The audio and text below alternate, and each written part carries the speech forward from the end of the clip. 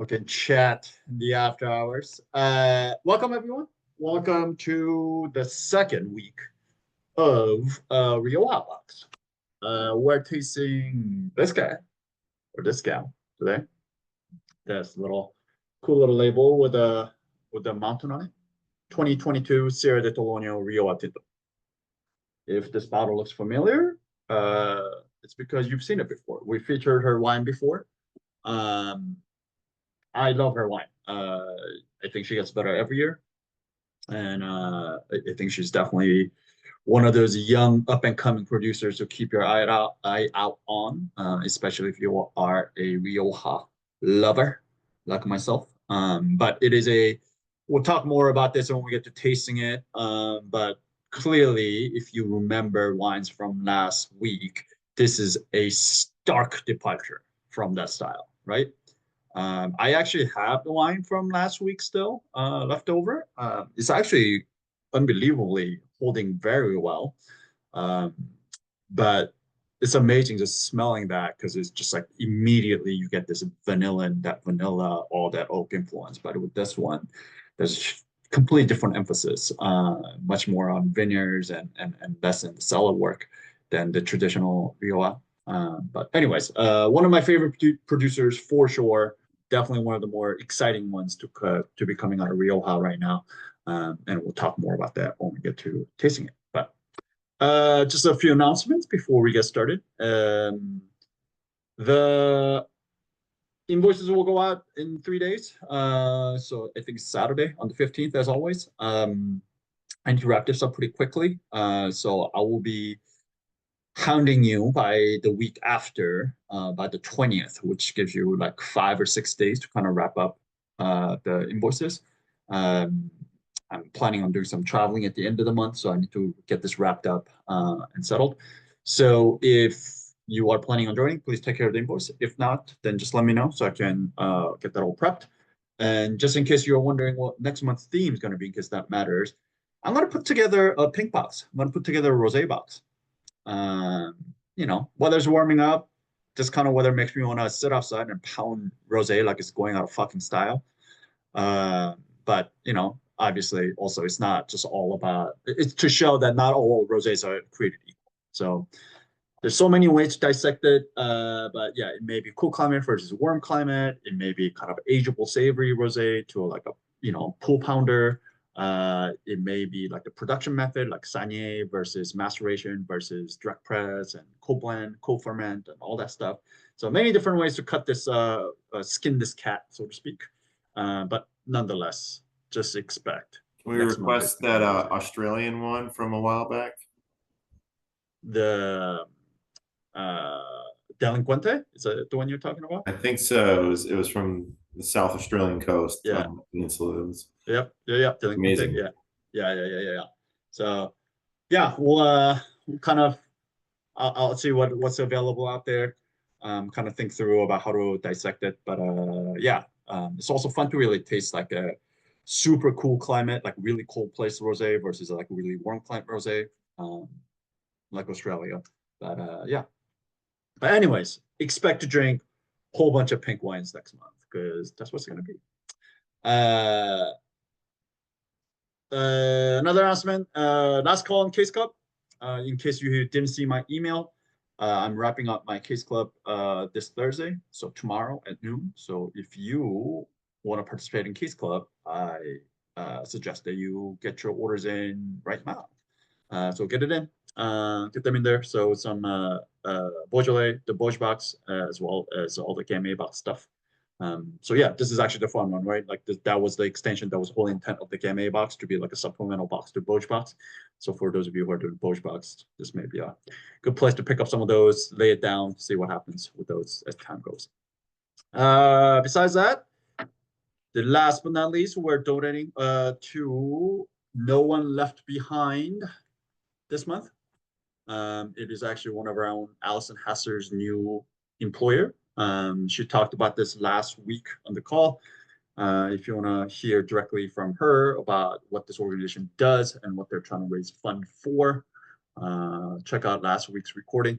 But yeah, the link to their website as well as donation link is right there in the chat box if you want to donate alongside 6 Foot Wine Club.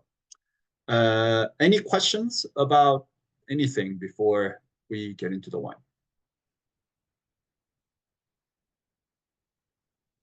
Excellent, excellent.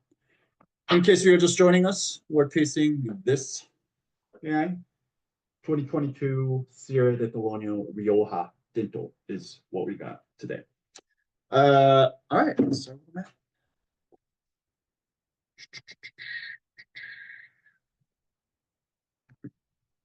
Sure.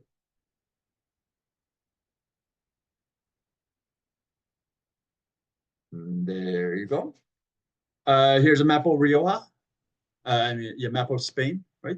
Should look pretty familiar. Where we're spending this month is this orange part right up here, right? We were in Basque Country a couple months ago.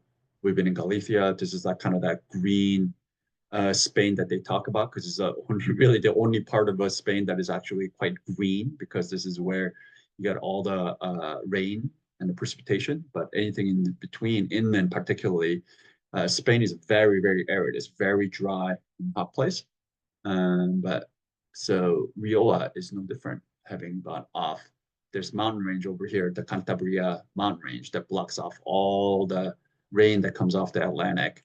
So it gets dumped on Bilbao, San Sebastian, the Basque Country up here. But on the other side of that mountain is Rioja. This darker kind of orange area is where we're spending our time. If you look a little more closely, we talked about this last week, but Rioja is actually covering 3 different administrative regions. So there's a Basque Country, right? This is San Sebastian and Bilbao that we saw. There's Navarra and La Rioja. And all this purple region is called Rioja. It's the actual winemaking region, the wine region of Rioja, but it is actually straddles 3 different Spanish administrative districts, which is La Rioja, Navarra, and Basque Country. Where we are today, last week we were in Rioja Alta, we're in Aro, right? Actually, we're in Fray Mayor last week. Aro is kind of like the epicenter of Rioja. But today we are in Rioja Alavesa. So Rioja is kind of divided into these 3 regions: Rioja Alavesa, Rioja Alta, Rioja Oriental, formerly known as Rioja Bajo, but because that name Bajo means low in Spanish, so people thought maybe that means the quality is low, so they changed their name to Oriental, just means Eastern Rioja. But this is where we are, Rioja Alavesa. You can even see it right here, Sierra de Tolono, which is the name of this winery, which is named after the mountain range that is right here. Here you go, Sierra de Cantabria. This is the mountain that I was telling you about that blocks all the rain that coming from the Atlantic coast, and then it dumps it on the Basque side, but on the other side here. So as you can see, Rioja Alavesa is wholly and entirely belongs to the Basque Country. So culturally, identity-wise, people just feel very different. People here, they identify as Basque, less Spanish. So I said this last week, but so a lot of garnacha that gets blended into Rioja, which is mostly Tempranillo based. Tempranillo is almost majority blending grape in Rioja. And then the garnacha comes from Rioja Oriental. And the Tempranillo grows mostly in Rioja Alta and Rioja Alavesa. And then people in Rioja Alta usually buy grapes in Rioja Alavesa as Rioja Oriental, and then they blend it in their winery in Rioja Alta. However, because of that kind of cultural identity and isolation and pride, the Rioja Alavesa producers rarely ever purchases fruit from Rioja Alta or Rioja Oriental. So oftentimes, unless you are working with producers that grow, and there's some garnacha being grown here as well, oftentimes you're going to find a lot more Tempranillo in their blend than a garnacha, as you would in Rioja Alta, just because these folks in Rioja Alavesa tend to not buy any grapes from the outside. And then a lot of garnacha is found right here, which is warmer. Our garnacha does better in a warmer climate. So they're mostly grown in Rioja Oriental. But here you're going to find a lot more a higher blending percentage of Tempranillo than probably Rioja Alta. In general, of course, it all depends on the producer and what you get. But in general, here you're gonna find mostly Tempranillo. Like this week's wine, this is Rio Alavesa. This fruit for this bottling comes from Rio Alavesa from Sierra de Tolono, foothills of Sierra de Tolono, and this is 100% Tempranillo. So there's no Garnacha, there's no Graciano, there's nothing blended here. This is all Tempranillo. So let's talk a little bit about. Oh, and then just as a review, we talked about this, but a lot of people think of when you think of Cava, right? You think of Catalunya, right? Particularly Penedès, which is this area right here, right under Barcelona. So if you ever go to Barcelona, know that you are very, very close to the birthplace as well as the best cava production region in all of Spain. So it's a short trip. You can get down there and go to cava country as well. But this is where it's really known for cava. However, cava is more of a production method designation rather than a regional designation. So not only can you make cava in Catalonia, but you can also make it in Rioja. And these shaded regions within Rioja, these are also places where you can actually make DO cava, as it says right here on the right. So shaded region, DOCA Rioja areas also classifies DO cava. So anytime you say DO cava, does not necessarily mean that it comes from Priorat, or not Priorat, Penedès in Catalonia. It could mean that it also comes from Rioja. And also knowing the kind of the pride level of the Rioja people, if it was actually made in Rioja, most likely you will probably see some reference to Rioja in there as well. It probably wouldn't just say Dio Cava, but know that legally speaking, you can make cava in Rioja as well. Let's see, where are we? Oh, by the way, this is Sierra de Tolono. This is what it looks like.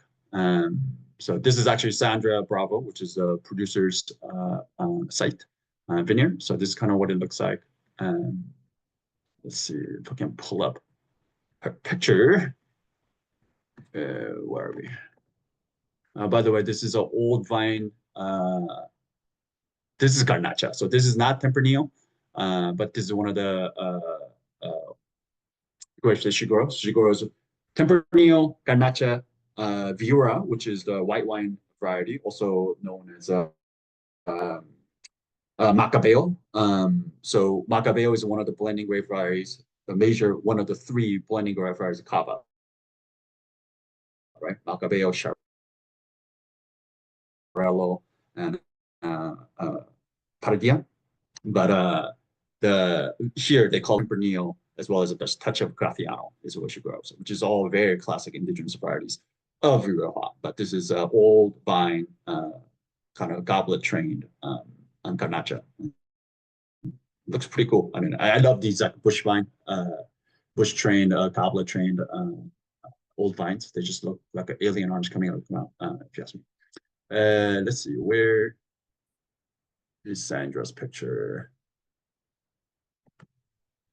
Oh, how did I not pull that up? Sorry, give me 1 sec. I know I have it.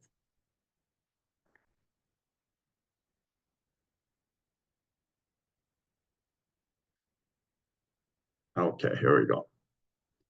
Here we go.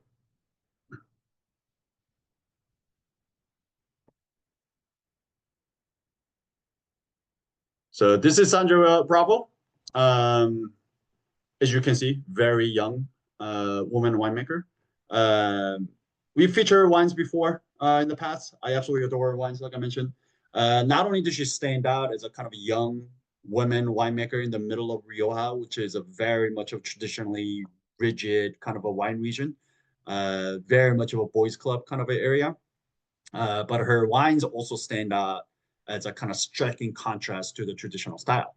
Like I mentioned at the beginning of the tasting, like what we tasted last week, right? The Marquesa de Tomares wine, very traditional, very old school style. It's all about kind of aging in barrels. So all that Crianza, Reserva, Gran Reserva, we talked about that last week, right?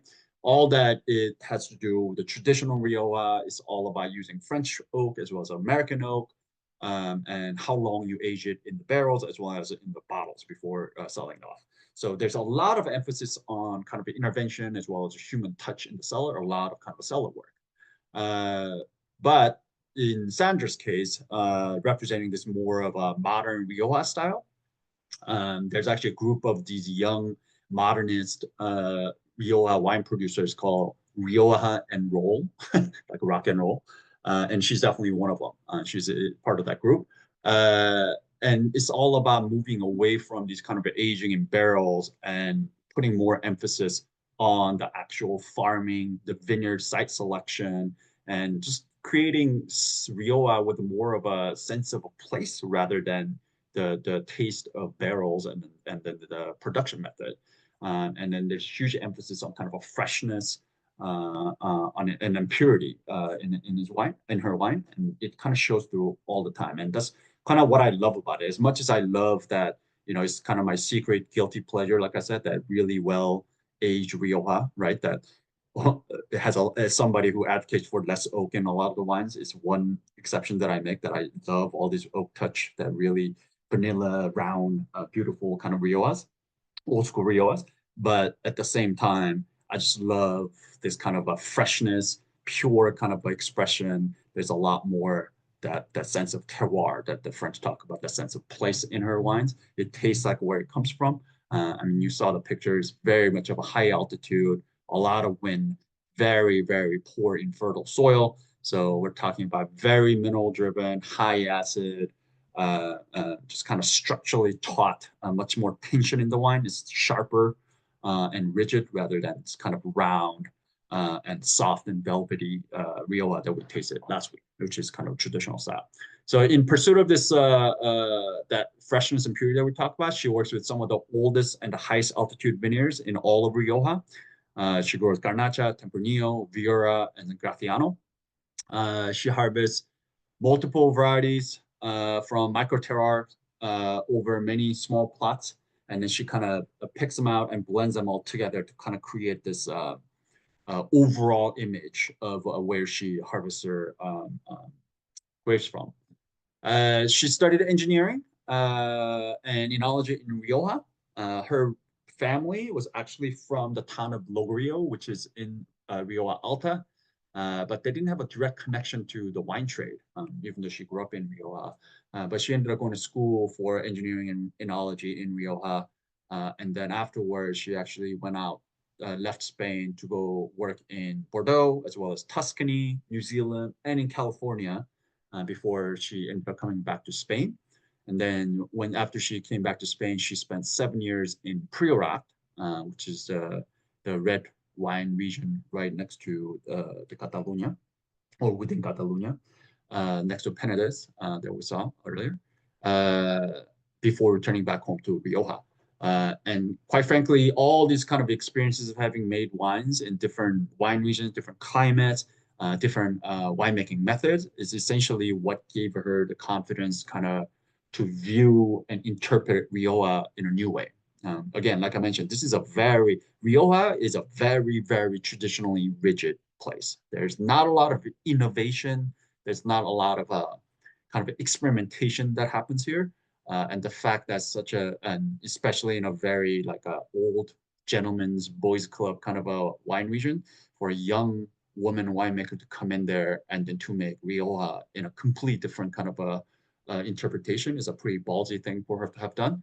And her wines are pretty stellar. It's again very striking contrast to the rest of this old school style. She came back to Rioja in 2012, and that's when she started Sierra de Tolono, because she fell in love with this exact site where this fruit comes from, Rioja Alavesa, with the calcareous soil, limestone, small plots, high altitude, with a Mediterranean climate and wild herbs kind of just like strewn through everywhere. And then here she produces this beautiful, expressive, pure, fresh bottles of Rioja. So what is this wine? This is an old vine organic Tempranillo. Like I mentioned, 100% Tempranillo. So it's a little bit different than last week. Last week had some Graciano thrown in there. It's like a 10% Graciano. It was like a 90% Tempranillo. 10% Gratiano. This one is 100% Tempranillo, grown on clay and limestone, rocky soil. It's all hand harvested there. She harvested pretty late because it gets pretty cool because of altitude. So she harvested middle October. Spontaneous fermentation, then ages for 8 months in neutral barrels and a little bit in amphora. So in any case, this would be, if she were to follow the traditional, that aging model, this would be Hoven, right? Because and as a review, we talked about this last week, but Hoven, if you see it on a Rioja bottle, it'd be younger than Crianza, and Crianza is minimum of 2 years with a minimum of 1 year in barrel. And this is 8 months in barrels, and then a little bit also in amphora. So this is completely different. And then quite frankly, that some of that touch in amphora instead of neutral barrel is what does not allow her to put Hoven on the label, because it all has to be in barrel. Again, very, very traditional, rigid place, Rioja, that is. But in any case, if this were to be follow the kind of the aging model of the Rioja, this would be Hoven. And then lastly, last week what we had was Crianza. Anyways, all bottled, unfiltered, unfined, with just a touch of sulfites at the end. Again, her production method compared to what we talked about last week is much simpler, right? I mean, it's just basically hand harvested, spontaneous fermentation in neutral barrels, and aged a little bit in neutral barrel, 8 months in neutral barrels and amphora, and that's it. And then it's bottled with a little bit of sulfites. So again, very, very stark contrast to the wine that we had last week. Any questions about anything I just went over before we get into tasting it? See something in the chat. Yes, one, is this Hoven then? This wine? This would be Hoven. Yeah, yeah. If she were to put the aging on here, it'd be Hoven. But because she aged some of the wines in amphora, they don't allow her to put Hoven because all of aging has to be done in barrels according to Rioja's regulation. But this daring maverick of a woman, how dare she come in here, put some wine on amphora, and they will not let her put Crianza on the label or a Hoven on the label because she put it in amphora. Any other questions? But she still gets to call it DOCA, right? Yeah. So exactly, this is just like a region-wide, just a table wine essentially, because it's still Rioja because all the fruit, 100% of the fruit comes from Rioja. Yeah. Any other questions?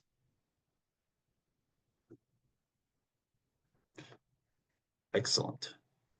How are those vines? I don't know exactly how old these are, but a lot of her vines are 100+ years old. And this one, just by looking at it, to me, it looks like they're at least like 75 years old. 60 to 70 years old is what I would say. Very, very old. Cool. Let's taste it. Who wants to take the appearance? Pull it up. I'll do it. Excellent. Welcome back, Catherine. Been a while. Thank you. It'll be brief, unfortunately, so I got to get it in while I can.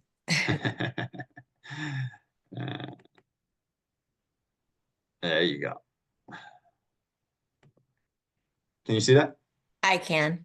Okay. Excellent. Excellent. The wine is clear. The wine is clear. I believe it to be a medium ruby. Yeah, you think this is a medium? I can't really see anything through the middle. I mean, my lighting is not super bright, but like, I can't really see anything. I may be overcompensating. It's very dark in here, so I was trying to be generous. Yeah. I'll call this deep, personally, because I can't see anything right through the middle. I don't see anything on my keyboard through the middle. So I'm gonna call this deep. And color ruby, absolutely. Yeah, this is like textbook ruby here. Any other observations? None. Yeah. No bubbles, no sediments. You can tell this wine is not filter fine, right? It's like a little, it's not super translucent, but yeah, nothing else. Excellent. Great work. You get to nominate the next person for the nose. Okay. Think she knows I'm coming for her. She's on video and all. Kirsten. Where's Norris? I don't know where he is, but his phone alarm is going off, so hold on. He abandoned me, makes me be on camera, and then he's not here. Okay. All right. All right. It's clean. This wine is clean. This wine is sound. Intensity is like medium plus. Yeah. I get It's this like one jumping pretty off the far glass, off. right? Yeah, a lot of it. Yeah. Yeah, very expressive. Yeah, medium plus intense aromas. Oh, what do you got?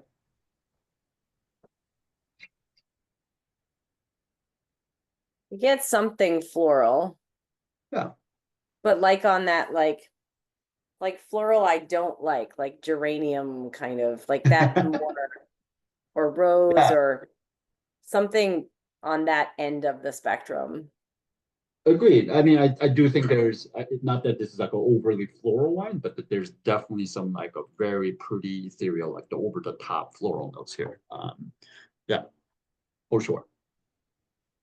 Any green fruit, citrus fruit, stone fruit, No, tropical, red, black. Where are we on red or black? hold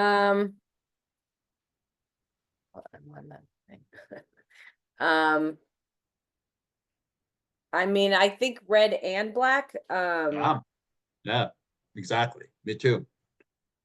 And that makes sense, right? Rioja Alavesa, this is right up on the foothills Serra de Tolono, some of the highest elevation sites. So last week's wine in Rioja Alta it was all black, right? Okay, we're talking about all black, not even a touch of red. But now that as this moves up on a much more higher elevation, grown on limestone, it makes much more sense that you're going to see these kind of red poppy fruits start to come in. But it is, after all, still Tempranillo, so you're going to get some of that black fruit coming in. But yeah, to me, this is both red and black fruit here, for sure. Call it Yeah. out. What are some fruits that you get? I feel like it's more of the like, for me, it's like the less sweet fruits. So like not so much raspberry, strawberry, but more of like cherry, plum, cranberry. Yeah. And same with the black fruits, like more of like black cherry, maybe blackberry, but less like I think of them as like, I don't know, the heavier fruits, if that makes sense, like not the Super ones I'm poppy like more berries. likely to eat, the ones I'm Yeah. less likely to eat. No, yeah, I think the cherry pollen I think is great here. I get both black cherry, red cherry here. I do get raspberry here too, but like to me, it's not like a super bright red raspberry. And I've said this, and it feels like I'm like, taking a safe bet here. But there are such thing as black raspberries, and it is like this wild thing because it has that little bit of black and red, both kind of like flying through. And to me, like this is what it smells like. It's like black raspberry. That kind of, I guess. I've only ever had black raspberry ice cream. I don't know what actual black raspberries look like. Yeah. Like, I guess this is what British people call bramble, right? That kind of berry. But it's not, to me, like Kirsten mentioned, like to me, it's not so berry. This is like cherry, more like. But yeah, both red cherry, black cherry, plum, I guess some black raspberries, things like that. Cool. The nature of the fruit. it's fresh, ripe, like ripe, but not overly ripe. Yeah. Really perfectly ripe, perfectly fresh, nothing underripe, nothing overripe. It is like, I mean, to me, this is like impeccable farming. If you went to a farmer's market, like peak of the season for these berries and cherries to come out, like to me, this is exactly what that would smell like and taste like. So very, very excellent farming. Any herbaceous, herbal, spice, rocks?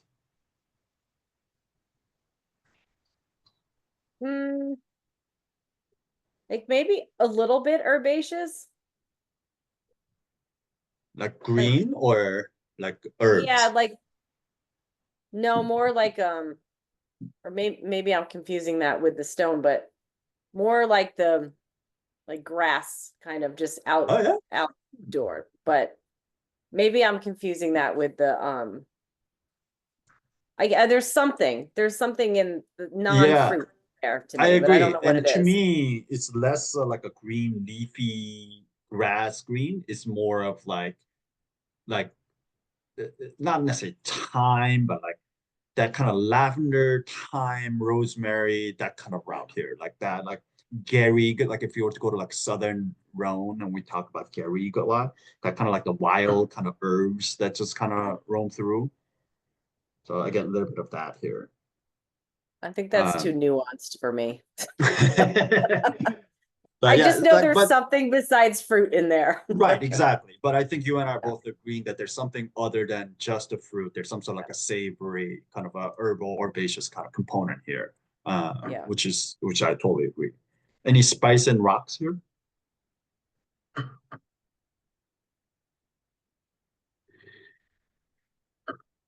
No, I don't really get any. Well, I don't know. I don't really get any spice.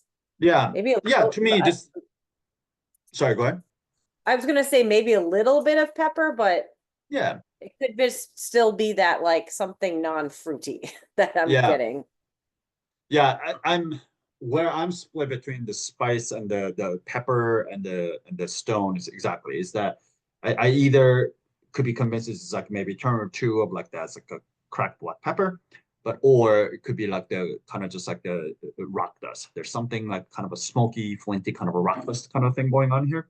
It's either that or pepper, but there's something other than just a green or herbaceous herb that we talked about that is also savory, not fruit as well here. But to me, this is like, yeah, I would say maybe a touch or two of a crack or two of pepper. And then there's some like a crushed rock component here. Like a flicked off rocks. But there's something rockiness going on here. It's not just all fruit, even though it is mostly all fruit and primary fruit driven. But there's definitely some savory notes as well as some rockiness as well. Mhm. Any secondary or tertiary?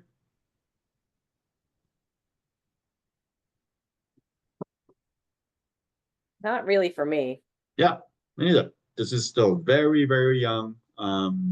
Yeah, this is to me, this is all right here. This is all on the primary world. And this is 2022. Yeah, so 3 years. Still very young, you know. It's not meant to be like super age. All right. Excellent. You get to pick the next person for the palette. Norris. Nice. Well played. Well played. The palate. And you missed the nose, so now you're screwed. But good luck, because you abandoned me for the low, so sorry.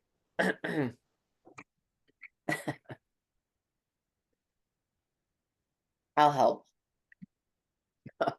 This is my first time doing the palette. Dry, dry. Yeah, this one is dry. This one is bone dry. Acidity.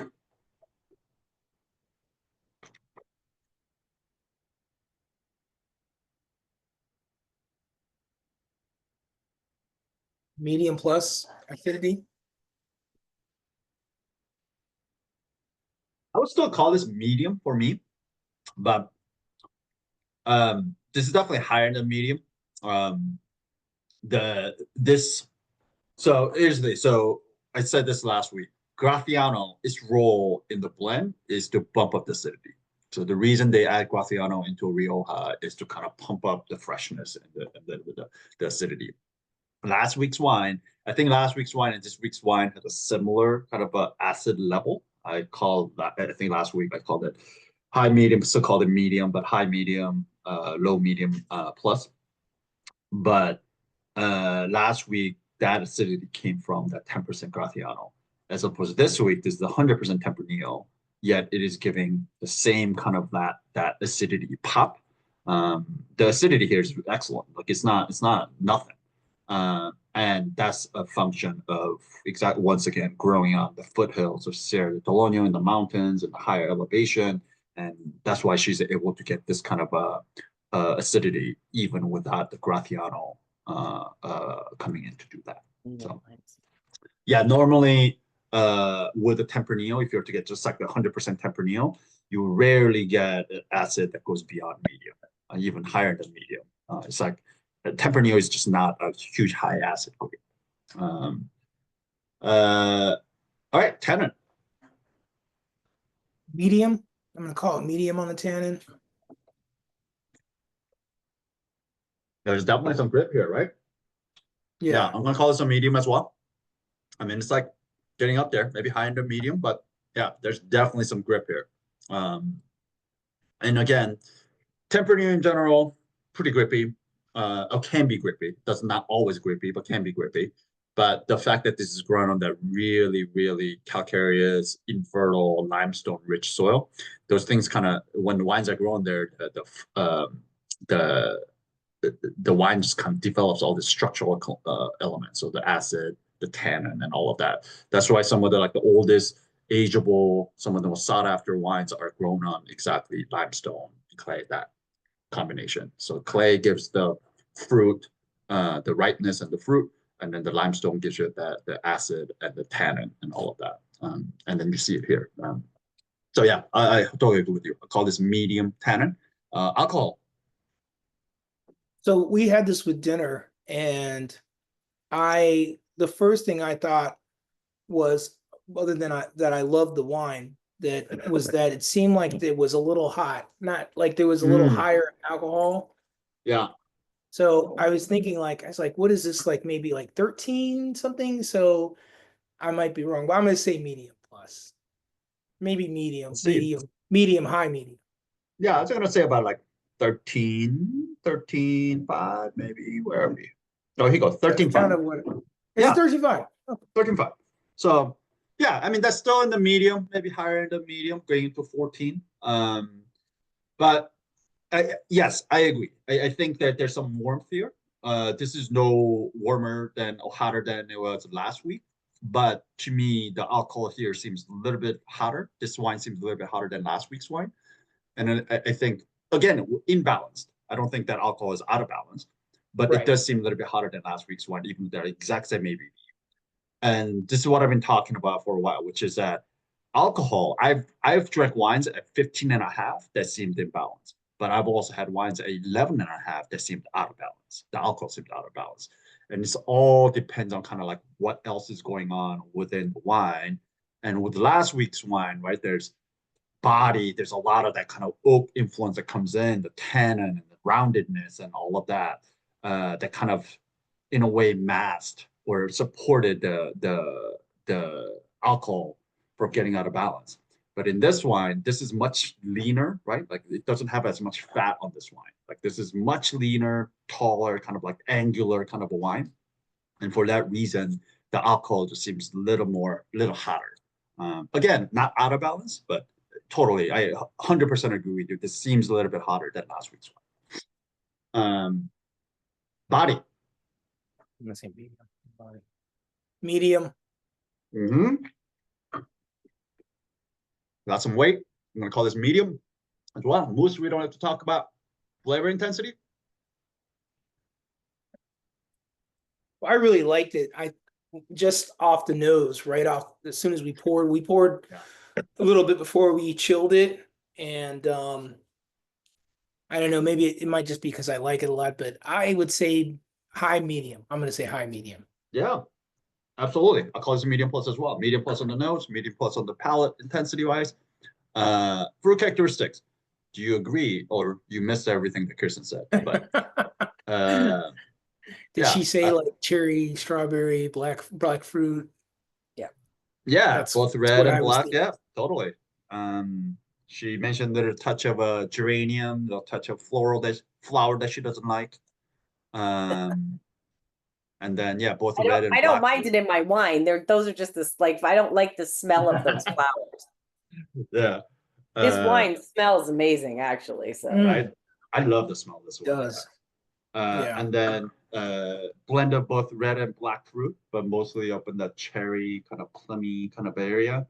I threw in black raspberry, and I know it sounds like I'm making that shit up, but there's actual fruit that is called black raspberry. If you guys ever get a chance, you should check it out. It's literally like this. It's like that, you get that both black and the red, kind of like you're like, what is this, a red fruit? Is it a black fruit kind of thing? But there's actual fruit called black raspberry, which reminds me a lot of that here. And then yeah, rest of it,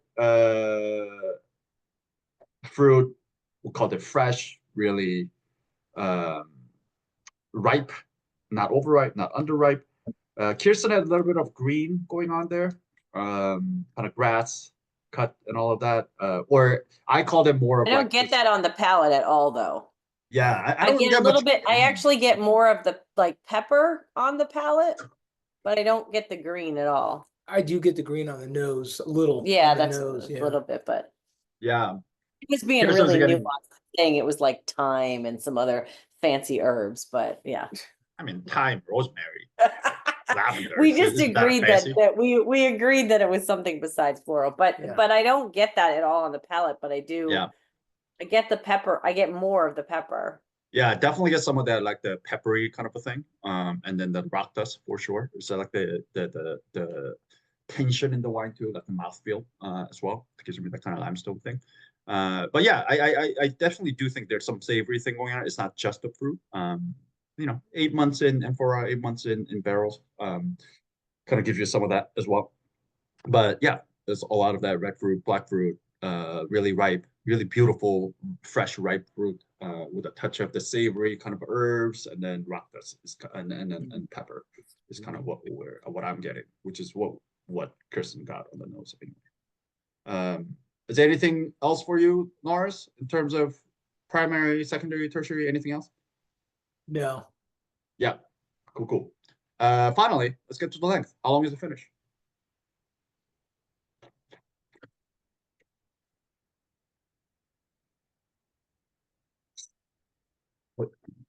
Hmm. Yeah, pepper really comes out actually.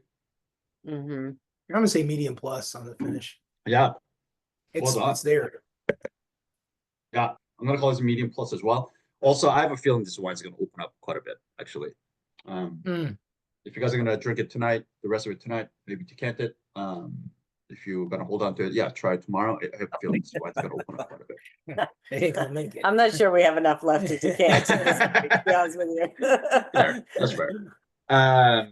All right, well, take it home for us, Norris. How good is this wine? Justify it. Would you age this? What was the last question I was gonna say? I'm gonna say engage it. I It's would like- I would say it's you can drink it right now, obviously. I wouldn't age it more than 2 years. I think it has structure, it has acidity, it has the tannin. I think you could age it. Yeah, we call it medium tannin to medium plus high medium, low medium plus tannin. Same thing with the acid. So decent backbone. Got plenty, right? Intense medium plus intense nose, medium plus intense palate. Plenty of intensity of fruit here. All that primary that can turn into tertiary and other things. What I do wonder here is that, I do think it has the backbone, it has the intensity, it'll continue to get more complex as it ages. But what I do like about this one, particularly, especially in this Hoven style, which is that it's less about secondary, tertiary. It's about that kind of freshness of the wine. And to me, I think this wine displays that beautifully right now. So I say drink this now, but yeah, I wouldn't age it for a whole lot longer, maybe 3. I think you have no problem drinking this for the next like 3 to 5 years. But honestly, I would say, yeah, probably within the next 2 to 3 years, it's probably I was a good time to 2 to drink it. 3. I was thinking Yeah. 3. Oh yeah, we didn't do the quality level. How good is this wine? Just fine. Between good and I'd say between good and very good. Yeah, I mean, let's go with it. I- Is this wine? Do you think this wine is balanced? You did mention the alcohol being high, but Yes. do you think this wine is balanced? I think so. Yes. Mhm. Intensity, we call it medium plus on the nose, medium plus on the Yes. palate, right? Complexity, what would you call that? Got some flower, black, red, some herbaceous herbal thing, savory kind of a thing, pepper, some dust, but no secondary, no tertiary. What would you call that? Like good. medium Yeah. complexity, Yeah, Yeah, probably, I'll yeah, call that about medium as well myself. yeah, And then the length, we called it medium plus, medium right? plus, actually, yeah, Yeah, so I guess so if you it look- tips a bit more towards very Very good. good. So that's balanced, Yeah. medium plus. Yeah, so it's balanced, medium plus intensity, medium complexity, medium plus length, closer to medium plus. So I'm gonna call this very good. But yeah, it's somewhere between good and very good. Maybe if it had maybe a little more complexity, that it would squarely be in very good. So maybe there's an argument here for maybe a little bit of aging here. So some of that the primary fruit can switch into something other things, adding a little more complexity and then turn this into squarely into very good category as opposed to somewhere between good and very good. But as of right now, I will still call this very good wine. Yeah, drink it over the next probably 2 to 3 years, but probably have no aging, no problem aging up until like 5 years is what I'm saying. Excellent, excellent. Any questions? Any disagreements? I just had a question that's not Any about this specific wine, but Objections? what, we had another wine by this same winemaker, what grape was that? I can't remember. It wasn't a Rioja, right? We had her white. It was It a was a white. Rioja, but it was a case club. I never featured it in the box, but we feature her white in the case club before, which is V Oh, or in case though, but we didn't ever taste it in. yeah. Only thing that we Because the tasted label looks so together. familiar to me, but I never would have ordered a white. That's why I can't Yeah. figure it out. I was trying to remember if we had tasted her wine. I just couldn't. Yeah. I know It's always the label looks so been the familiar. red. I think it was Yeah. like 2020, maybe 2019 is what we featured. Catherine, did we taste Yeah, the- of what we tasted her. I'm wondering, Catherine, did we taste this wine at Pursuit? At Pursuit, maybe. Yeah, It looked really We do familiar to like me a- too. Yeah. yeah. Because the label's really familiar, but I never would have Mhm. ordered a white. So I'm wondering if maybe it was because Catherine and I would occasionally go to the Pursuit Sunday. Yeah. It was a very good Yeah. deal. You just drank a lot of wine. Yeah. Totally. Great And deal. sometimes we would buy things, and they did do a couple of Spanish. We went to a They couple of did. Spanish, I think. So maybe that's where I got it. Because I definitely have seen the label. Yeah. But if we only had a white in Case Club, then I never order white, so it wouldn't have been. We've had her red in the box like years and Oh, years we ago. had. Yeah. So Was it but not a Rioja? it was Rioja. Oh, it was a Rioja. She only Okay. makes Rioja. Yeah, she doesn't Oh, make that's all she makes. Okay. Yeah. Yeah. All Well, right. she's good at it. She shouldn't do anything else. Yeah, she's good at it. Yeah, I mean her wines are amazing. It gets better every year. And she's very young, so keep your eye out. Every time you see this label in future vintages, check it out because it's continuing to get better. Any other questions? Excellent. Well, let's play everybody's favorite game. How much do you think this wine is on a retail shelf? How much would you be happy paying for this on a retail shelf? Remember, this is Hoven. It is in a much harder to work place up in the mountains, all hand harvested. She's also, also I didn't mention this, but starting 2023, she's now also fully certified biodynamic as well. So she's working in a more difficult fashion, so to speak. So yeah, but it is younger. Last week's wine was Crianza, aged longer. And last week was $21 for the Crianza. This is Hoven, essentially, much younger, 8 months. How much do you think it will be? All right, let's look. 21, 23, 30, 30, 24, 28, 26. Phil, you got pretty close. Catherine, actually, you're right on the dot. Serra de Tolono, Rioja Tinto on the retail shelf would be $24. So, I mean, $3 more than last week's wine. It is younger, but it is a completely different style, right? Like we still call it very good. It's ageable. It's good for drinking for next, 2 to 3 years to up to 5 years. Yeah, I think this is excellent wine at $24, if you ask me. Any questions? Perfect. Which one did you guys like better? Last week's wine or this week's wine? This week, Phil? Okay. Anyone else? All right. If you like last week's wine better, raise your hand. Oh, if you like this week's wine better, raise your hand. Wow. Okay. Joe's indifferent. Joe's like, fucking Rioja. I wasn't here last week, so Well, Okay. they're really different, but they were both really good. I mean, Yeah, that's the thing, right? Like it's just a different, I they're think this different one is. styles. So. Yeah, I didn't try last week's, but this is like utterly changed. I opened it at 8. It's like a different wine now. It's really, Yeah. It's hitting about There you like 6 or 7 different notes now than it wasn't when I first opened it. So Yeah. Good. but this is really good. Yeah, I have a feeling this one's gonna open up quite a bit. So yeah, I'm glad that you're endorsing that. But yeah, again, like Kirsten said, Much lighter to drink, much lighter drinking. yes, exactly.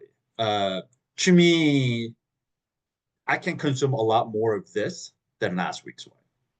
Like last week's wine is delicious and it's great, but to me, that's like you have a glass or two with like a particular dish. It's not like something you can just kind of drink throughout the night. Like it's just so heavy, just so much oak and everything on it. As opposed to this week, it's much lighter on its feet. It's just yeah. I clearly missed something last week. There's like a lot of apprehension about last week. Like, oh god. Last week's is a much more like a original, like an OG traditional style Rioja. So that one was aged like 13 months in barrels and additional 12 months in bottles. So there's a like very distinctive barrel evidence of oak usage. It's like you're all discussing an awkward acid trip from like a year, last week. I don't know what happened, but Yeah. it's fine. Yeah. This week's wine smells better too. I mean, it has a really nice, very pretty smell. Yeah, it's very pretty. Again, I really hate to put like gender normative on wines, but like to me, this is like feminine, pretty, like it's light on its feet. Last week's wine was much more like muscular but it's like if I were to describe a man, that'd be like a fat man. It's not like a skinny, lean, muscular man. It's like a round, soft, velvety, like warm, cozy grandpa. This is what last week's one for me. So very different. It's not the one is better than again, just very different. I missed last week's. I'm now not rushing to drink last week's based on that description. I feel like this is one of the best smelling wines I've ever had. Is that crazy? Wow. I might be just out of practice of wines that aren't from Africa, but yeah. Wow. No, I think that's saying something, Catherine, because you don't like the smell of a lot of wines. I sure don't. This is magical smelling. Wow. Okay. Yeah, I don't know Okay. if there were instructions sent out, but this one should have been opened like a couple hours early. Yeah. Yeah. I'll follow up on that email that people know. People would enjoy it today, but yeah, I definitely do think this wine's good. And as you can say, you opened it at 6, you said, and so this has been open for like 3 hours. I opened mine at 8, and it's just like 8. It's Okay. just like actually starting to open up. Yeah. Cool.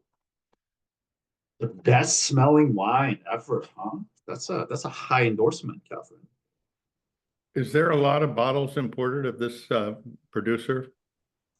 I mean, She would we only have to makes find it? 5,000 cases of this. But we get decent amount. It's not super small amount, but it's not great big amount either. It's like about normally what we get. Well, last week you said it was really hard to find, would be because he had such small production, right? Last week's one? Yes. No, last week's wine, there should be decent amount as well. That winery is big. It's one of the bigger wineries. I think they own like 106 hectares of vineyards, which is quite big. Sandra probably farms like 10 hectares, if even that, probably like 6 hectares. So last week's winery is very big, but they've also been around for 100+ years. The last week's wine is that they didn't open up their wines to the public for a long time. It was only sold to the kind of elite social clubs and then royal courts and stuff like that. And then it's just within the last 10 years that they opened it up to the public. So there's that, but they make decent amount of wine. Any other questions? Do you guys drink a lot of Rioja? Just out of curiosity. One, do you drink in a lot of Spanish wines? And two, out of Spanish wines, if you do, is it Rioja? Like, what do you drink in Spanish? If you do drink quite a bit of Spanish wine. I kind of put Campo Viejo in my breakfast cereal, so I don't know if that counts. That's a breakfast champion. Anyone else? I really like Spanish Red. I've not really met many Spanish Reds I don't like. Yeah. I think run the gamut, like Rioja, like a Ribera del Duero. I like the Priorat. Yeah. I really like the Priorat. Yeah, is that how you say it? Priorat. That's my Spanish accent was terrible right there. But yeah, I can't say that I've met a Spanish Red that I disagreed with. Yeah.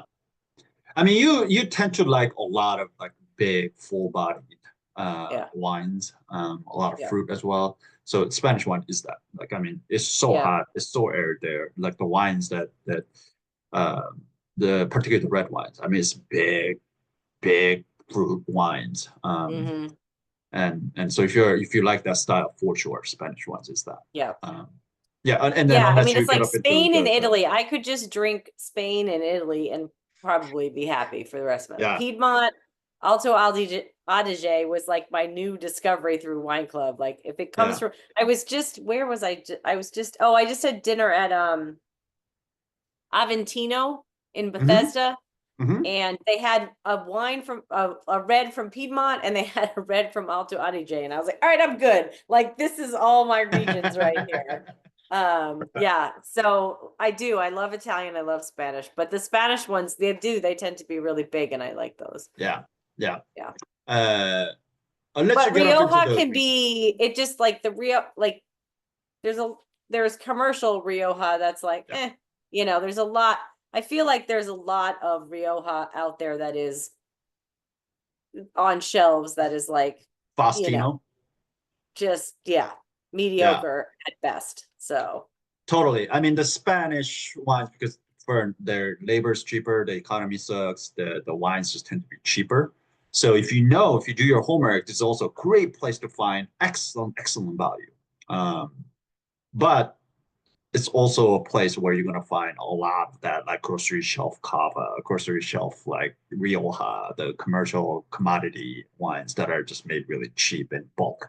And again, because the place is so warm and hot and you can ripen grapes with no problem, it's like Central California, right? Like you can just make so much just big farm, huge fields of it and make a big commercial conventional wine. So there's definitely a lot of that coming out of Spain as well. But yeah, if you are willing to look and do the homework, there's some incredible producers that make it for very, very good price because their economy is not as strong as say France or Italy. So cool. I love that in Spain you can just walk in anywhere and just say Vino Tinto and get a red wine and it's always delicious. It comes out of a like unmarked bottle and it's amazing. That's just I don't know if you saw the email that I sent out with can we go back to talk about joy of drinking? It's a very short kind of Substack article that this guy's writing about, and he's basically talking shit on all the wine media out there. Like, why is wine writing so bad? And we're all like hung up on just technical things and all of that, and it's almost becomes this gatekeeping and elitist kind of approach to wine. But I guess he was in Rioja and he was writing this article while he was in Rioja, and he's talking about exactly what you were talking about. It's like you go to these tapa bars and there's no let's just get back to drinking wine as a beverage rather than talking about variety. Where does it come from? Exactly how is it made? And all that, while all of that is great, at the same time, you go to these tapa bars and you just go in there and it's red wine, Rio Tinto, or it's like Vino Tinto or Vino Blanco. That's it. Like nobody asks, like, where's this from? Who makes it? What's the variety? All of that. And it's like a local, delicious, well-made wine that's sold like that. And people just think of wine as a beverage choice rather than like overthinking and complicating it. But yeah, I mean, the author does a much better job of articulating this point and eloquently than I am doing right now. But yeah, he makes that exact point that you're talking about, which is most places where wine is part of food culture, they don't necessarily care all that much about what it is. They just order red wine or white wine. And then the wine always goes with the food because it's grown and it's made right there. For some reason, I've had over the years a lot of like when I've had to go on business trips to Europe, they've been in Spain, and my sister lives in London, right? So we have met up in Spain probably more than anywhere else. Like, so I'll be in Spain for something and she'll come from London and we'll spend a weekend, or she'll be there. Yeah. So like I just have also there have been many nights of like sitting in a bar in Spain with my sister and just grabbing the tapas off the bar and drinking red wine, and just so it is also like a very Spanish wine always brings that back for me, like just totally. And I studied it, so when I was in college I studied Spanish, and so I went to Leon. I spent a summer and lived in Leon. Okay. And we went to, I mean, I didn't appreciate wine at all then because I was in college. Right. So, Right. but we went, to Santiago and Sevilla and Salamanca and Yeah. Madrid and all the places. But so I also have that kind of like special with Spanish, but it is just like sitting in a bar, eating tapas, drinking Vino Tinto with my sister. So Spanish wine is definitely up there on top of my list. Yeah. That whole tapa bar culture over there is honestly one of the It's greatest, amazing. culinary culture anywhere on earth. Honestly, it's unbelievable for sure. Yeah. Anyway, anything else? Wine or non-wine related? I'm gonna turn off the recording.